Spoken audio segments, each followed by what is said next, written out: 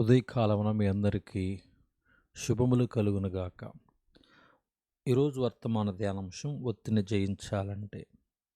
నీకున్న అనుభవం తక్కువే కానీ నీకు వచ్చిన ఉద్యోగం మాత్రం చాలా పెద్దదై ఉండొచ్చు. ఆ ఉద్యోగంలో నీ బాధ్యతను చక్కగా నిర్వర్తించాలంటే నీకు జ్ఞానము, వివేకము కావాలి.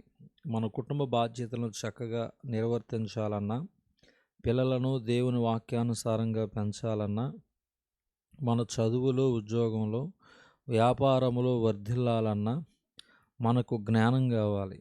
అయితే ఆ జ్ఞానం ఎలా వస్తుంది? ఎవరు దాన్ని మనకు అనుగ్రహిస్తారు? దేవుని వాక్యం సెలవిస్తుంది. బుద్ధి జ్ఞానముల సర్వసంపదలు ఆయన యందే గుప్తములై ఉన్నవని వాక్యం చెప్తుంది. మనకు కావలసిన బుద్ధి జ్ఞానములు సర్వసంపదలు దేవుని చేతిలో ఉన్నాయి. అందుకే సత్యాన్ని గ్రహించిన సొలొమోను దేవుని దగ్గరికి వెళ్ళి మోకరించి, దేవా, శక్తికి మించిన, వయసుకు మించిన బాధ్యత నాకు ఇచ్చావు, నాకు మీ జ్ఞానం, వివేకం కావాలని ప్రార్థించాడు. ఈరోజు అనేక మంది వారు కలిగి ఉన్న ఒత్తిడిని భరించలేక బీపీ పెంచుకుంటూ ఉన్నారు. వారు చేయుచున్న పనిలో అపజయం పాలవుతున్నారు. కారణం వారికి జ్ఞానం లేదు. జ్ఞానం కావాలని దేవునికి ప్రార్థించటం లేదు కాబట్టి అనారోగ్యం గుండా వెళుతూ ఉన్నారు. డాక్టర్ దగ్గరకు వెళ్ళి చూపించుకోవడానికి కూడా డబ్బులు లేని స్థితిలో చాలామంది ఉన్నారు. నాకున్న ఆశ, వీరు ఎలాగో మందిరానికి వస్తూ ఆరాధనలో పాలు పంచుకుంటున్నారు. ఇప్పుడు చదవరి, శక్తికి మించిన ఉద్యోగం లేదా వ్యాపారం నీవు కలిగి ఉన్నట్లయితే దానికి మన దేవుని దగ్గర జవాబు ఉంది. ఆయన మహాజ్ఞాని, ఆయన జ్ఞానం శ్రేష్టమైనది. ఆయన సన్నిధికి వచ్చి, ప్రభువా, నేను ఈ ఒత్తిడిని జయించాలంటే నాకు మీ యొక్క జ్ఞానం, వివేకం కావాలి అని అడిగితే ఖచ్చితంగా దేవుడు జవాబిస్తాడు. దేవుడు సెలవిచ్చాడు, ప్రయాసపడి భారం మోసుకునిచున్న సమస్త జనులారా నా యొద్దకు రండి, నేను మీకు విశ్రాంతిని కలుగు చేతునని మత్తయి సువార్త 11:28 చెప్పాడు. మీ భారమంతా, మీ చింత యావత్తు నా మీద మోపండి, నేను జవాబిస్తానని దేవుడు అంటున్నాడు.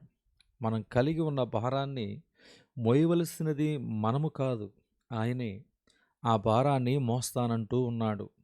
దేవునికి అప్పగించవలసిన నీ చింతను, నీ బరువును నీవే మోసే ప్రయత్నం చేస్తున్నావు కాబట్టి నీవు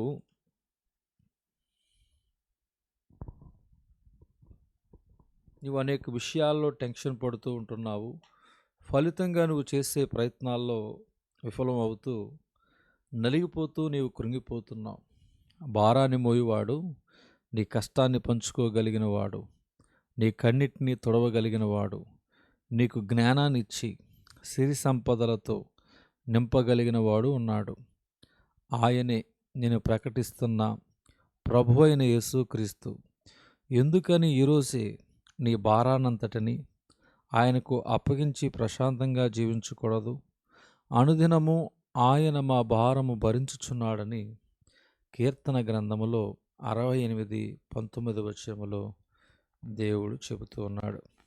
దేవుడు ఈరోజు నువ్వు అనుభవించున్న ఒత్తిడిని జయించే శక్తిని దేవుడు దయచేయనుగాక.